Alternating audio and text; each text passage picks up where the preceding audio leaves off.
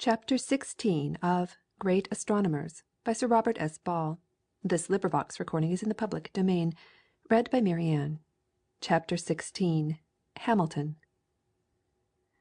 William Rowan Hamilton was born at midnight between the 3rd and 4th of August, 1805, at Dublin, in the house which was then 29, but subsequently 36, Dominic Street. His father, Archibald Hamilton, was a solicitor, and William was the fourth of a family of 9. With reference to his descent, it may be sufficient to notice that his ancestors appear to have been chiefly of gentle Irish families, but that his maternal grandmother was of Scottish birth. When he was about a year old, his father and mother decided to hand over the education of the child to his uncle, James Hamilton, a clergyman of Trim, in County Meath. James Hamilton's sister, Sidney, resided with him, and it was in their home that the days of William's childhood were passed. In Mr. Graves' Life of Sir William Rowan Hamilton, a series of letters will be found, in which Aunt Sidney details the progress of the boy to his mother in Dublin. Probably there is no record of an infant prodigy more extraordinary than that which these letters contain. At 3 years old his aunt assured the mother that William is a hopeful blade, but at that time it was his physical vigour to which she apparently referred; for the proofs of his capacity, which she adduces, related to his prowess in making boys older than himself fly before him. In the second letter, a month later, we hear that William is brought in to read the Bible for the purpose of putting to shame other boys double his age, who could not read nearly so well. Uncle James appears to have taken much pains with William's schooling, but his aunt said that "how he picks up everything is astonishing, for he never stops playing and jumping about." When he was 4 years and 3 months old, we hear that he went out to dine at the vicar's, and amused the company by reading for them equally well whether the book was turned upside down or held in any other fashion. His aunt assures the mother that "Willie is a most sensible little creature, but at the same time has a great deal of roguery." At 4 years and 5 months old he came up to pay his mother a visit in town, and she writes to her sister a description of the boy. His reciting is astonishing, and his clear and accurate knowledge of geography is beyond belief. He even draws the countries with a pencil on paper, and will cut them out, though not perfectly accurate, yet so well that anybody knowing the countries could not mistake them. But you will think this nothing when I tell you that he reads Latin, Greek, and Hebrew. Aunt Sidney recorded that the moment Willie got back to Trim he was desirous of at once resuming his former pursuits. He would not eat his breakfast till his uncle had heard him his Hebrew, and he comments on the importance of proper pronunciation. At 5 he was taken to see a friend, to whom he repeated long passages from Dryden. A gentleman present, who was not unnaturally sceptical about Willie's attainments, desired to test him in Greek, and took down a copy of Homer, which happened to have the contracted type, and to his amazement Willie went on with the greatest ease. At 6 years and 9 months he was translating Homer and Virgil. A year later his uncle tells us that William finds so little difficulty in learning French and Italian that he wishes to read Homer in French. He is enraptured with the Iliad, and carries it about with him, repeating from it whatever particularly pleases him. At 8 years old and 1 month the boy was one of a party who visited the Scalp in the Dublin mountains, and he was so delighted with the scenery that he forthwith delivered an oration in Latin. At 9 years and 6 months he is not satisfied until he learns Sanskrit. 3 months later his thirst for the Oriental languages is unabated, and at 10 years and 4 months he is studying Arabic and Persian. When nearly 12 he prepared a manuscript ready for publication. It was a Syriac grammar, in Syriac letters and characters, compiled from that of Buxtorf by William Hamilton Esquire, of Dublin and Trim. When he was 14, the Persian ambassador, Mirza Abul Hassan Khan, paid a visit to Dublin, and, as a practical exercise in his Oriental languages, the young scholar addressed to his Excellency a letter in Persian, a translation of which production is given by Mr. Graves. When William was 14 he had the misfortune to lose his father, and he had lost his mother 2 years previously. The boy and his 3 sisters were kindly provided for by different members of the family on both sides. It was when William was about 15 that his attention began to be turned towards scientific objects. These were at first regarded rather as a relaxation from the linguistic studies with which he had been so largely occupied. On November 22, 1820, he notes in his journal that he had begun Newton's Principia. He commenced also the study of astronomy by observing eclipses, occultations, and similar phenomena. When he was 16, we learn that he had read conic sections and that he was engaged in the study of pendulums. After an attack of illness, he was moved for change to Dublin, and in May, 1822, we find him reading the differential calculus and Laplace's Mécanique Céleste. He criticizes an important part of Laplace's work relative to the demonstration of the parallelogram of forces. In this same year appeared the first gushes of those poems which afterwards flowed in torrents. His somewhat discursive studies had, however, now given place to a more definite course of reading in preparation for entrance to the University of Dublin.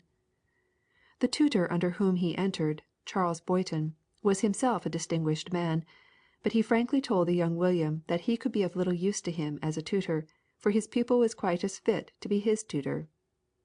Eliza Hamilton, by whom this is recorded, adds, "But there is one thing which Boyton would promise to be to him, and that was a friend; and that one proof he would give of this should be that, if he ever saw William beginning to be upset by the sensation he would excite and the notice he would attract, he would tell him of it."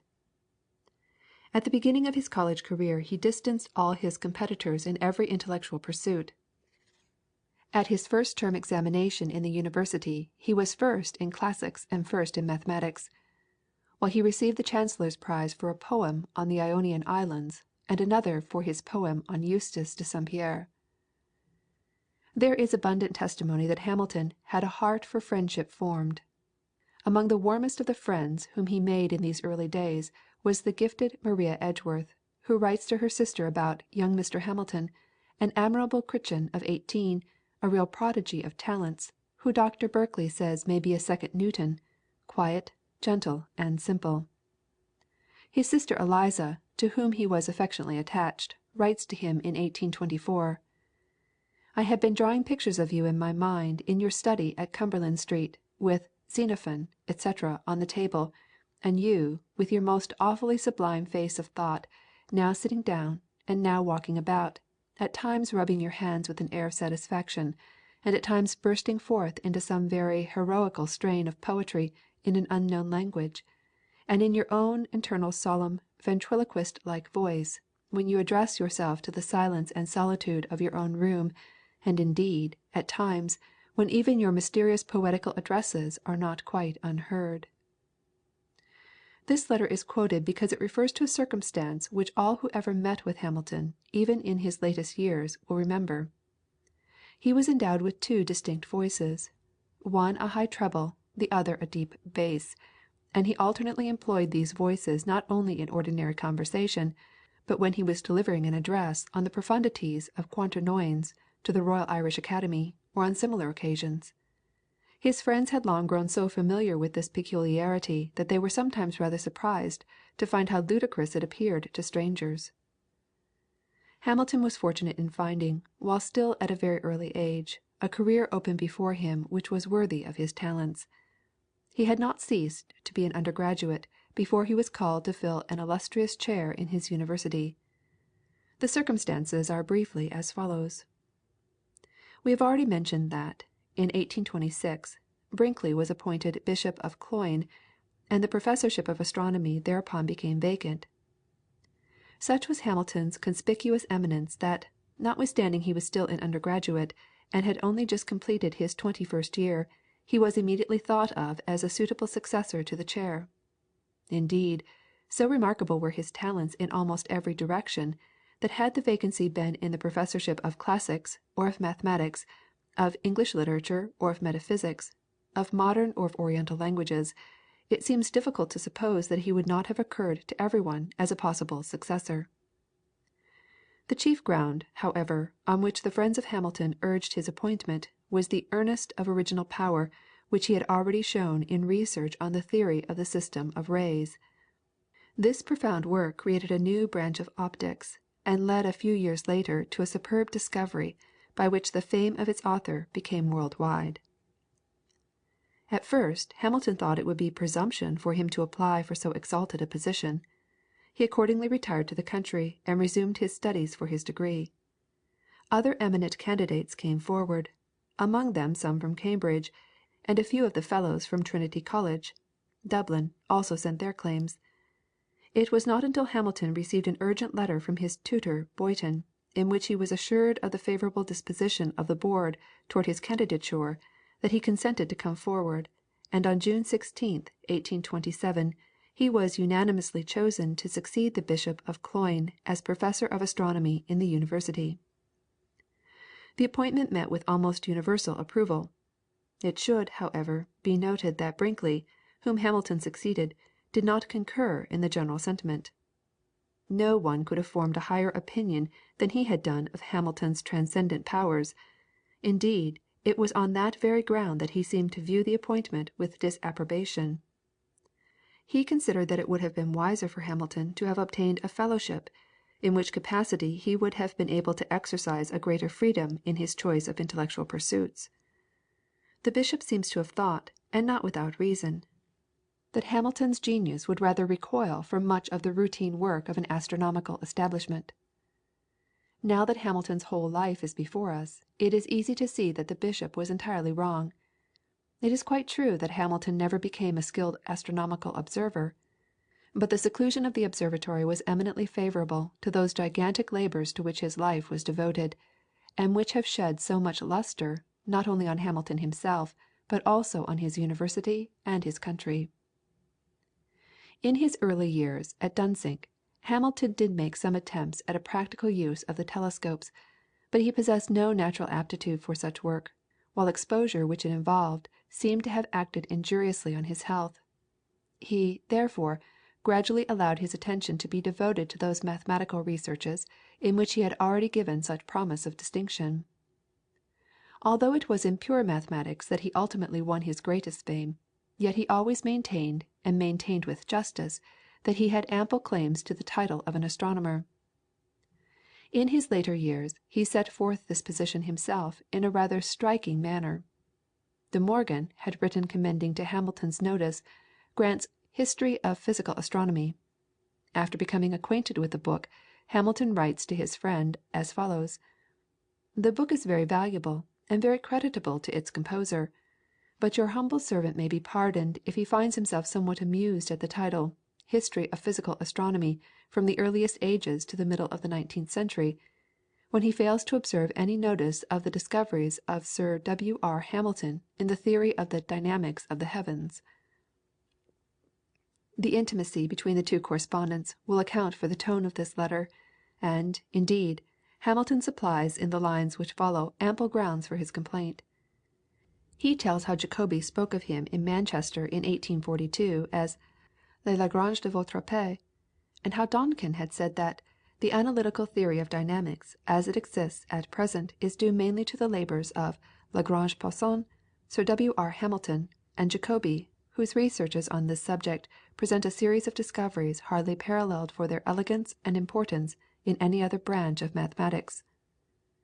In the same letter Hamilton also alludes to the success which had attended the applications of his methods in other hands than his own, to the elucidation of the difficult subject of planetary perturbations. Even had his contributions to science amounted to no more than these discoveries, his tenure of the chair would have been an illustrious one. It happens, however, that in the gigantic mass of his intellectual work these researches, though intrinsically of such importance, assume what might almost be described as a relative insignificance. The most famous achievement of Hamilton's earlier years at the observatory was the discovery of conical refraction. This was one of those rare events in the history of science, in which a sagacious calculation has predicted a result of an almost startling character, subsequently confirmed by observation. At once this conferred on the young professor a world-wide renown. Indeed, though he was still only 27, he had already lived through an amount of intellectual activity which would have been remarkable for a man of 10. Simultaneously with his growth in fame came the growth of his several friendships. They were, in the first place, his scientific friendships with Herschel, Robinson, and many others with whom he had copious correspondence. In the excellent biography to which I have referred, Hamilton's correspondence with Coleridge may be read, as can also the letters to his lady correspondents, among them being Maria Edgeworth, Lady Dunraven, and Lady Campbell. Many of these sheets relate to literary matters, but they are largely intermingled with genial pleasantry, and serve at all events to show the affection and esteem with which he was regarded by all who had the privilege of knowing him. There are also the letters to the sisters whom he adored, letters brimming over with such exalted sentiment, that most ordinary sisters would be tempted to receive them with a smile in the excessively improbable event of their still more ordinary brothers attempting to pen such effusions. There are also indications of letters to and from other young ladies who from time to time were the objects of Hamilton's tender admiration.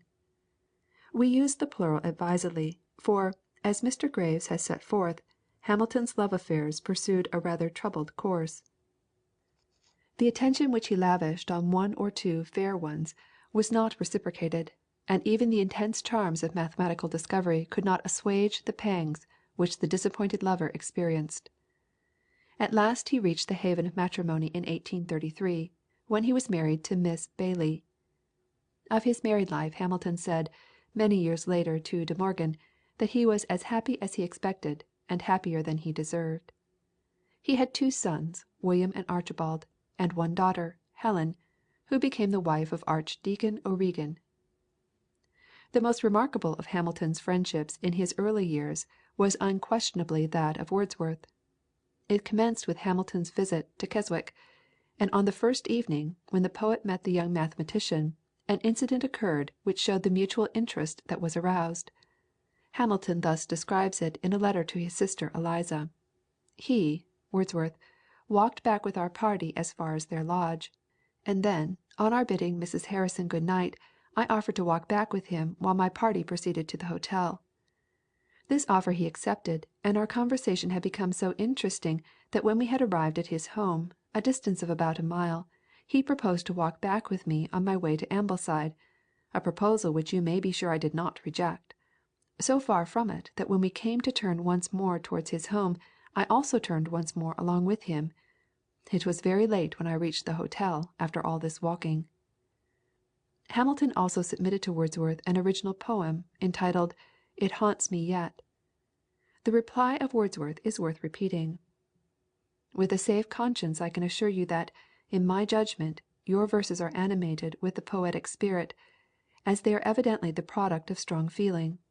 The 6th and 7th stanzas affected me much, even to the dimming of my eyes and faltering of my voice while I was reading them aloud. Having said this, I have said enough. Now for the per contra. You will not, I am sure, be hurt when I tell you that the workmanship, what else could be expected from so young a writer, is not what it ought to be. My household desire to be remembered to you in no formal way. Seldom have I parted, never, I was going to say, with one whom after so short an acquaintance I lost sight of with more regret. I trust we shall meet again. The further affectionate intercourse between Hamilton and Wordsworth is fully set forth, and to Hamilton's latest years a recollection of his "Ridle Hours" was carefully treasured and frequently referred to. Wordsworth visited Hamilton at the observatory, where a beautiful shady path in the garden is to the present day spoken of as Wordsworth's Walk. It was the practice of Hamilton to produce a sonnet on almost every occasion which admitted of poetical treatment, and it was his delight to communicate his verses to his friends all around. When Whewell was producing his Bridgewater Treatises, he writes to Hamilton in 1833, "Your sonnet which you showed me expressed much better than I could express it the feeling with which I tried to write this book, and I once intended to ask your permission to prefix the sonnet to my book, but my friends persuaded me that I ought to tell my story in my own prose, however much better your verse might be." The first epoch-marking contribution to theoretical dynamics after the time of Newton was undoubtedly made by Lagrange in his discovery of the general equations of motion. The next great step in the same direction was that taken by Hamilton in his discovery of a still more comprehensive method. Of this contribution Hamilton writes to Whewell March 31st, 1834. As to my late paper, a day or two ago sent off to London, it is merely mathematical and deductive.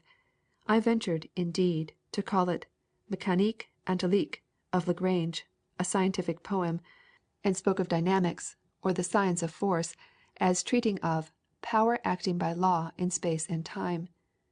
In other respects it is as unpoetical and unmetaphysical as my gravest friends could desire. It may well be doubted whether there is a more beautiful chapter in the whole of mathematical philosophy than that which contains Hamilton's dynamic theory. It is disfigured by no tedious complexity of symbols. It condescends not to any particular problems. It is an all-embracing theory, which gives an intellectual grasp of the most appropriate method for discovering the result of the application of force to matter. It is the very generality of this doctrine which has sometimes impeded the applications of which it is susceptible. The exigencies of examinations are partly responsible for the fact that the method has not become more familiar to students of the higher mathematics. An eminent professor has complained that Hamilton's essay on dynamics was of such an extremely abstract character that he found himself unable to extract from it problems suitable for his examination papers. The following extract is from a letter of Professor Sylvester to Hamilton, dated 20th of September, 1841. It will show how his works were appreciated by so consummate a mathematician as the writer. Believe me, sir, it is not the least of my regrets in quitting this empire to feel that I forego the causal occasion of meeting these masters of my art, yourself chief amongst the number, whose acquaintance, whose conversation, or even notice, have in themselves the power to inspire, and almost to impart fresh vigor to the understanding, and the courage and faith without which the efforts of invention are in vain. The golden moments I enjoyed under your hospitable roof at Dunsink, or moments such as they were, may probably never again fall to my lot. At a vast distance and in a humble eminence, I still promise myself the calm satisfaction of observing your blazing course in the elevated regions of discovery. Such natural honour as you are able to confer on your country is, perhaps, the only species of that luxury for the rich, I mean what is termed one's glory, which is not bought at the expense of the comforts of the million. The study of metaphysics was always a favourite recreation when Hamilton sought for a change from the pursuit of mathematics. In the year 1834 we find him a diligent student of Kant, and, to show the views of the author of Quaternions and of Algebra as the science of pure time, on the Critique of the Pure Reason, we quote the following letter, dated 18th of July, 1834, from Hamilton to Viscount Adare. I have read a large part of the Critique of the Pure Reason, and find it wonderfully clear and generally quite convincing. Notwithstanding some previous preparation from Berkeley and from my own thoughts, I seem to have learned much from Kant's own statement of his views of space and time. Yet, on the whole, a large part of my pleasure consists in recognizing through Kant's works opinions, or rather views, which have been long familiar to myself, although far more clearly and systematically expressed and combined by him. Kant is, I think, much more indebted than he owns, or, perhaps knows, to Berkeley, whom he calls by a sneer, Gutem Berkeley, as it were, good soul, well-meaning man, who was able for all that to shake to its centre the world of human thought, and to effect a revolution among the early consequences of which was the growth of Kant himself. At several meetings of the British Association Hamilton was a very conspicuous figure. Especially was this the case in 1835, when the association met in Dublin, and when Hamilton, though then but 30 years old, had attained such celebrity that even among a very brilliant gathering his name was perhaps the most renowned. A banquet was given at Trinity College in honour of the meeting. The distinguished visitors assembled in the library of the University. The Earl of Mulgrave, then Lord Lieutenant of Ireland, made this the opportunity of conferring on Hamilton the honour of knighthood, gracefully adding, as he did so, "I but set the royal, and therefore the national mark, on a distinction already acquired by your genius and labours." The banquet followed, writes Mr. Graves. It was no little attention to the honour Hamilton had already received that, When Professor Whewell returned thanks for the toast of the University of Cambridge, he thought it appropriate to add the words, "There was one point which strongly pressed upon him at that moment. It was now 130 years since a great man in another Trinity College knelt down before his sovereign and rose up Sir Isaac Newton." The compliment was welcomed by immense applause. A more substantial recognition of the labours of Hamilton took place subsequently. He thus describes it in a letter to Mr. Graves of 14th of November 1843. "The Queen has been pleased, and you will not doubt that it was entirely unsolicited, and even unexpected, on my part, to express her entire approbation of the grant of a pension of £200 per annum from the Civil List to me for my scientific services. The letters from Sir Robert Peel and from the Lord Lieutenant of Ireland, in which this grant has been communicated or referred to, have been really more gratifying to my feelings than the addition to my income, however useful, and almost necessary, that may have been." The circumstances we have mentioned might lead to the supposition that Hamilton was then at the zenith of his fame, but this was not so. It might more truly be said that his achievements up to that point were rather the preliminary exercises which fitted him for the gigantic task of his life. The name of Hamilton is now chiefly associated with his memorable invention of the calculus of Quaternions. It was to the creation of this branch of mathematics that the maturer powers of his life were devoted. In fact, he gives us himself an illustration of how completely habituated he became to the new modes of thought which Quaternions originated. In one of his later years he happened to take up a copy of his famous paper on dynamics, a paper which at the time created such a sensation among mathematicians, and which is at this moment regarded as one of the classics of dynamical literature. He read, he tells us, his paper with considerable interest, and expressed his feelings of gratification that he found himself still able to follow its reasoning without undue effort. But it seemed to him all the time as a work belonging to an age of analysis now entirely superseded. In order to realize the magnitude of the revolution which Hamilton has wrought in the application of symbols to mathematical investigation, it is necessary to think of what Hamilton did beside the mighty advance made by Descartes. To describe the character of the Quaternion calculus would be unsuited to the pages of this work, but we may quote an interesting letter written by Hamilton from his deathbed, 22 years later, to his son Archibald, in which he has recorded the circumstances of the discovery. "Indeed, I happen to be able to put the finger of memory upon the year and month, October 1843, when having recently returned from visits to Cork and Parsonstown, connected with a meeting of the British Association, the desire to discover the laws of multiplication referred to, regained with me a certain strength and earnestness which had for years been dormant, but was then on the point of being gratified, and was occasionally talked of with you. Every morning, in the early part of the above cited month, on my coming down to breakfast, your, then, little brother, William Edwin, and yourself, used to ask me, 'Well, papa, can you multiply triplets?' Whereto I was always obliged to reply, with a sad shake of the head, 'No, I can only add and subtract them.' But on the 16th day of the same month, which happened to be Monday, and a council day of the Royal Irish Academy, I was walking in to attend and preside, and your mother was walking with me along the Royal Canal, to which she had perhaps driven; and although she talked with me now and then, yet an undercurrent of thought was going on in my mind, which gave at last a result, whereof it is not too much to say that I felt at once the importance. An electric current seemed to close, and a spark flashed forth the herald, as I foresaw immediately, of many long years to come of definitely directed thought and work by myself, if spared, and, at all events, on the part of others, if I should even be allowed to live long enough to distinctly communicate the discovery. Nor could I resist the impulse, unphilosophical as it may have been, to cut with a knife on a stone of the Brougham Bridge as we passed it, the fundamental formula which contains the solution of the problem. But, of course, the inscription has long since mouldered away.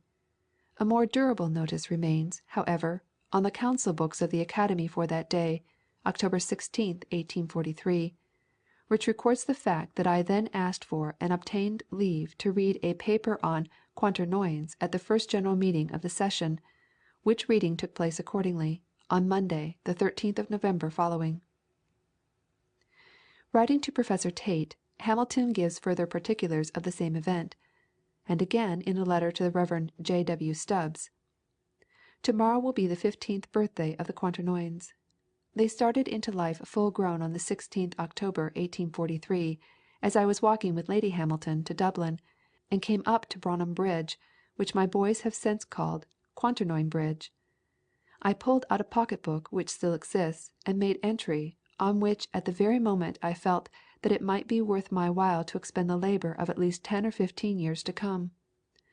But then it is fair to say that this was because I felt a problem to have been at that moment solved, an intellectual want relieved, which had haunted me for at least 15 years before. But did the thought of establishing such a system, in which geometrically opposite facts, namely, two lines, or areas, which are opposite in space, give always a positive product, ever come into anybody's head till I was led to it in October 1843, by trying to extend my old theory of algebraic couples, and of algebra as the science of pure time? As to my regarding geometrical addition of lines as equivalent to composition of motions, and as performed by the same rules, that is indeed essential in my theory, but not peculiar to it. On the contrary, I am only one of many who have been led to this view of addition. Pilgrims in future ages will doubtless visit the spot commemorated by the invention of Quaternions.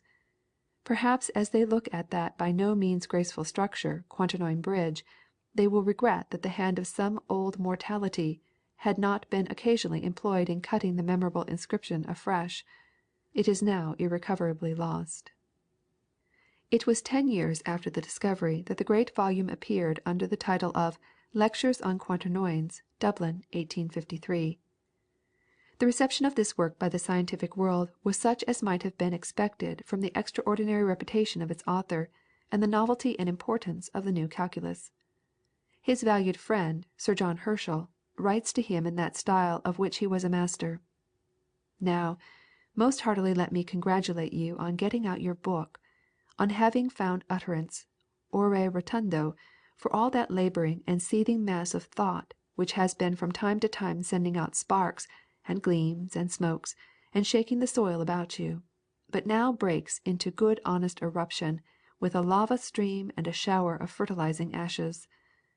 Metaphor and simile apart, there is work for a 12-month to any man to read such a book, and for half a lifetime to digest it, and I am glad to see it brought to a conclusion. We may also record Hamilton's own opinion expressed to Humphrey Lloyd. In general, although in one sense I hope that I am actually growing modest about the Quaternions, from my seeing so many peeps and vistas into future expansions of their principles, I still must assert that this discovery appears to me to be as important for the middle of the 19th century as the discovery of fluxions was for the close of the 17th. Bartholomew Lloyd died in 1837. He had been the Provost of Trinity College and the President of the Royal Irish Academy. 3 candidates were put forward by their respective friends for the vacant Presidency. One was Humphrey Lloyd, the son of the late Provost, and the 2 others were Hamilton and Archbishop Whately. Lloyd from the first urged strongly the claims of Hamilton, and deprecated the putting forth of his own name. Hamilton in like manner desired to withdraw in favour of Lloyd. The wish was strongly felt by many of the fellows of the college that Lloyd should be elected, in consequence of his having a more intimate association with the collegiate life than Hamilton, while his scientific eminence was world-wide. The election ultimately gave Hamilton a considerable majority over Lloyd, behind whom the Archbishop followed at a considerable distance. All concluded happily, for both Lloyd and the Archbishop expressed, and no doubt felt, the preeminent claims of Hamilton, and both of them cordially accepted the office of a Vice President, to which, according to the constitution of the Academy, it is the privilege of the incoming President to nominate. In another chapter I have mentioned as a memorable episode in astronomical history that Sir J. Herschel went for a prolonged sojourn to the Cape of Good Hope, for the purpose of submitting the southern skies to the same scrutiny with the great telescope that his father had given to the northern skies. The occasion of Herschel's return after the brilliant success of his enterprise was celebrated by a banquet. On June 15th, 1838, Hamilton was assigned the high honour of proposing the health of Herschel. This banquet is otherwise memorable in Hamilton's career as being one of the two occasions in which he was in the company of his intimate friend De Morgan. In the year 1838 a scheme was adopted by the Royal Irish Academy for the award of medals to the authors of papers which appeared to possess exceptionally high merit. At the institution of the medal two papers were named in competition for the prize. One was Hamilton's Memoir on Algebra as the Science of Pure Time. The other was Macullagh's paper on The Laws of Crystalline Reflection and Refraction. Hamilton expresses his gratification that, mainly in consequence of his own exertions, he succeeded in having the medal awarded to Maculagh rather than to himself. Indeed, it would almost appear as if Hamilton had procured a letter from Sir J. Herschel which indicated the importance of Macullagh's memoir in such a way as to decide the issue. It then became Hamilton's duty to award the medal from the chair, and to deliver an address in which he expressed his own sense of the excellence of Macullagh's scientific work. It is the more necessary to allude to these points, because in the whole of his scientific career it would seem that Macullagh was the only man with whom Hamilton had ever even an approach to a dispute about priority. The incident referred to took place in connection with the discovery of conical refraction, the fame of which Macullagh made a preposterous attempt to wrest from Hamilton. This is evidently alluded to in Hamilton's letter to the Marquis of Northampton, dated June 28th, 1838, in which we read: "And though some former circumstances prevented me from applying to the person thus distinguished the sacred name of friend, I had the pleasure of doing justice to his high intellectual merits.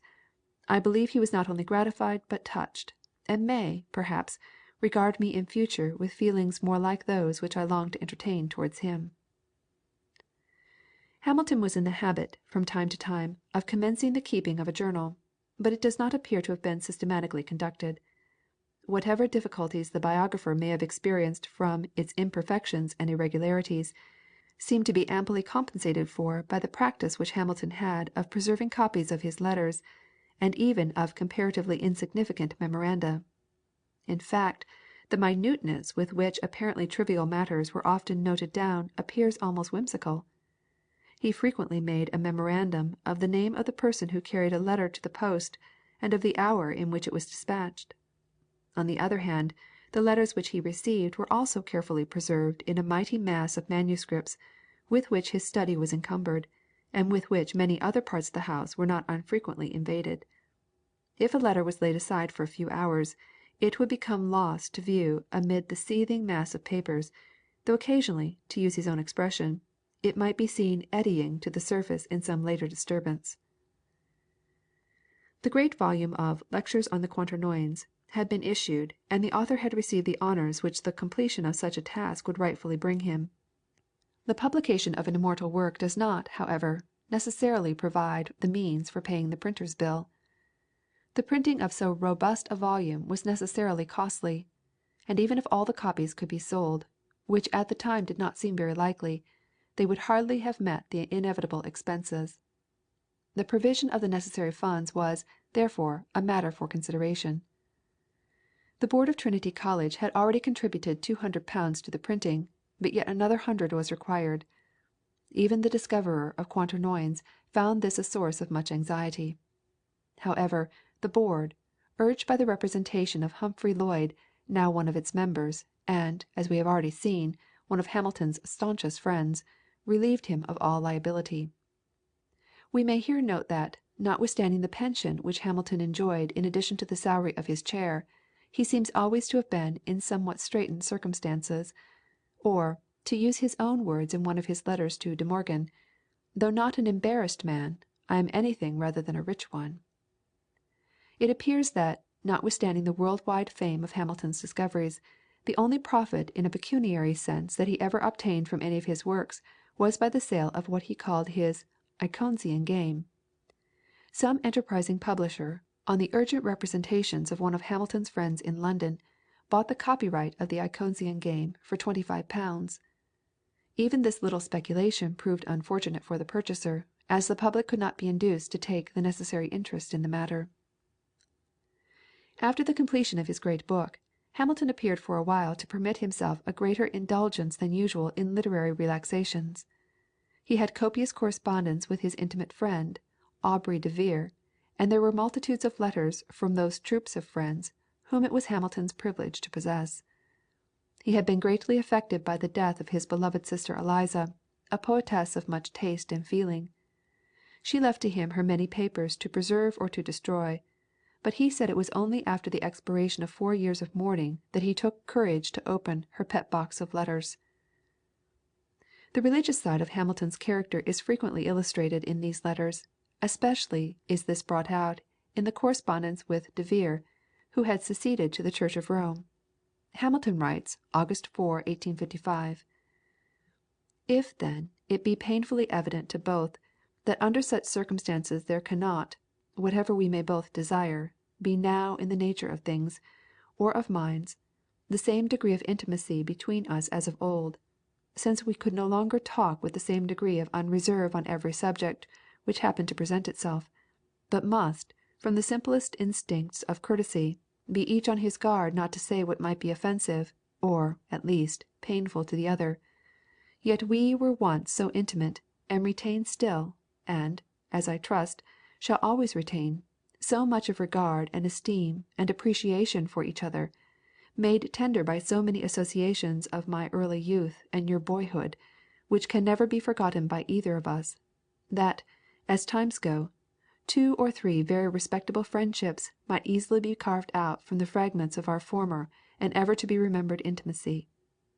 It would be no exaggeration to quote the words, Heu, quanto minus est cum reliquias Vasari, quam tui meminisse." In 1858 a correspondence on the subject of Quaternions commenced between Professor Tait and Sir William Hamilton. It was particularly gratifying to the discoverer that so competent a mathematician as Professor Tait should have made himself acquainted with the new calculus. It is, of course, well known that Professor Tait subsequently brought out a most valuable elementary treatise on Quaternions, to which those who are anxious to become acquainted with the subject will often turn in preference to the tremendous work of Hamilton. In the year 1861 gratifying information came to hand of the progress which the study of Quaternions was making abroad. Especially did the subject attract the attention of that accomplished mathematician, Mobius, who had already in his Barycentrische Calculus been led to conceptions which bore more affinity to Quaternions than could be found in the writings of any other mathematician. Such notices of his work were always pleasing to Hamilton, and they served, perhaps, as incentives to that still closer and more engrossing labour by which he became more and more absorbed. During the last few years of his life he was observed to be even more of a recluse than he had hitherto been. His powers of long and continuous study seemed to grow with advancing years, and his intervals of relaxation, such as they were, became more brief and more infrequent. It was not unusual for him to work 12 hours at a stretch. The dawn would frequently surprise him as he looked up to snuff his candles after a night of fascinating labour at original research. Regularity in habits was impossible to a student who had prolonged fits of what he called his mathematical trances. Hours for rest and hours for meals could only be snatched in the occasional lucid intervals between one attack of Quaternions and the next. When hungry he would go to see whether anything could be found on the sideboard; when thirsty he would visit the locker, and the one blemish in the man's personal character is that these latter visits were sometimes paid too often.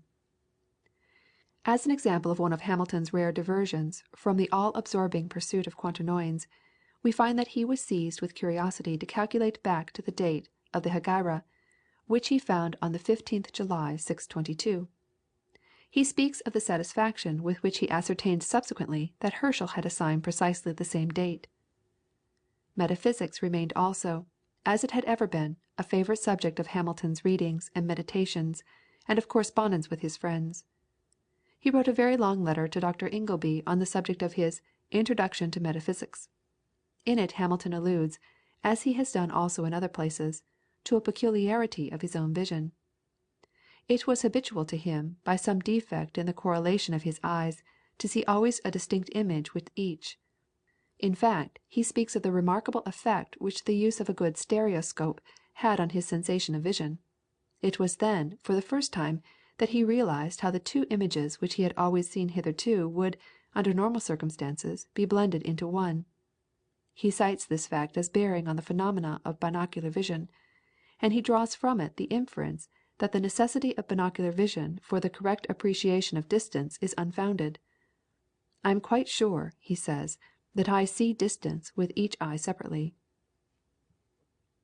The commencement of 1865, the last year of his life, saw Hamilton as diligent as ever, and corresponding with Salmon and Cayley.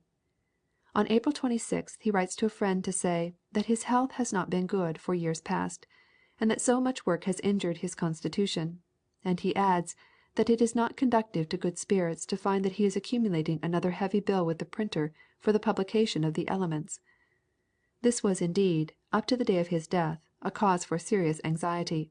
It may, however, be mentioned that the whole cost, which amounted to nearly £500, was, like that of the previous volume, ultimately borne by the College. Contrary to anticipation, the enterprise, even in a pecuniary sense, cannot have been a very unprofitable one. The whole edition has long been out of print, and as much as £5 has since been paid for a single copy. It was on the 9th of May, 1865, that Hamilton was in Dublin for the last time. A few days later he had a violent attack of gout, and on the 4th of June he became alarmingly ill, and on the next day had an attack of epileptic convulsions.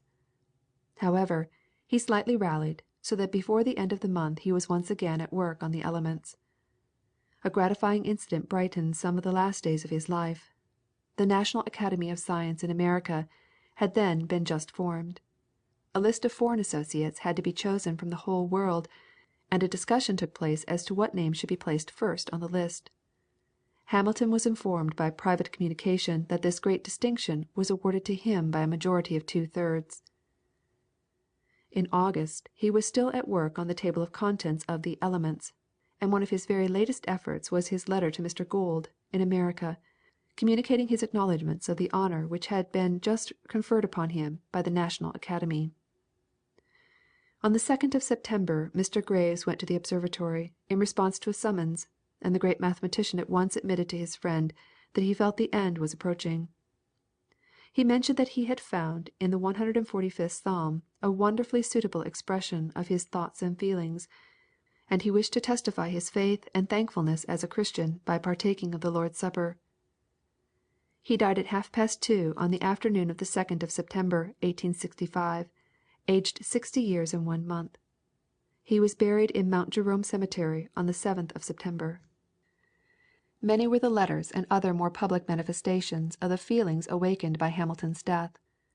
Sir John Herschel wrote to the widow: "Permit me only to add that among the many scientific friends whom time has deprived me of, there has been none whom I more deeply lament, not only for his splendid talents, but for the excellence of his disposition and the perfect simplicity of his manners, so great, and yet devoid of pretensions."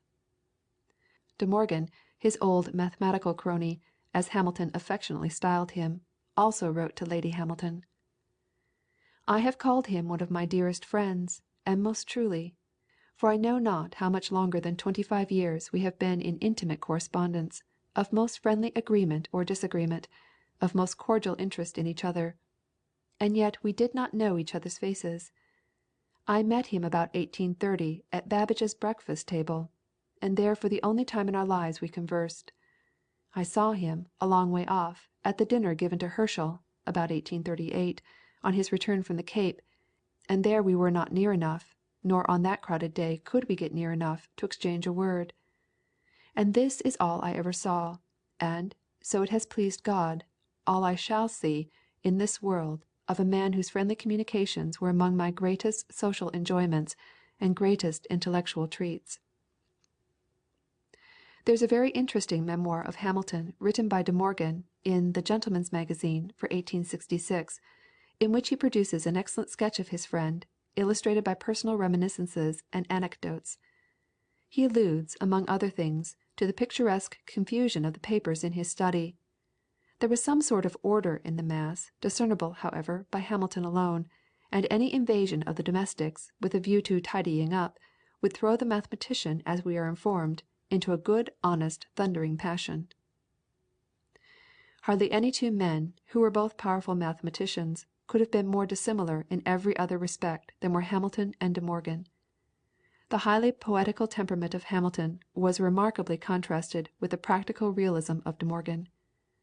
Hamilton sends sonnets to his friend, who replies by giving the poet advice about making his will.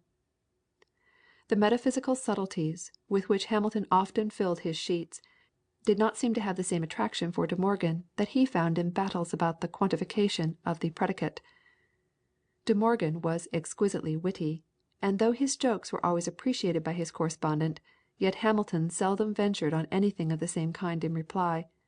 Indeed, his rare attempts at humour only produced results of the most ponderous description. But never were two scientific correspondents more perfectly in sympathy with each other. Hamilton's work on Quaternions, his labours in dynamics, his literary tastes, his metaphysics, and his poetry, were all heartily welcomed by his friend, whose letters in reply invariably evince the kindliest interest in all Hamilton's concerns. In a similar way De Morgan's letters to Hamilton always met with a heartfelt response.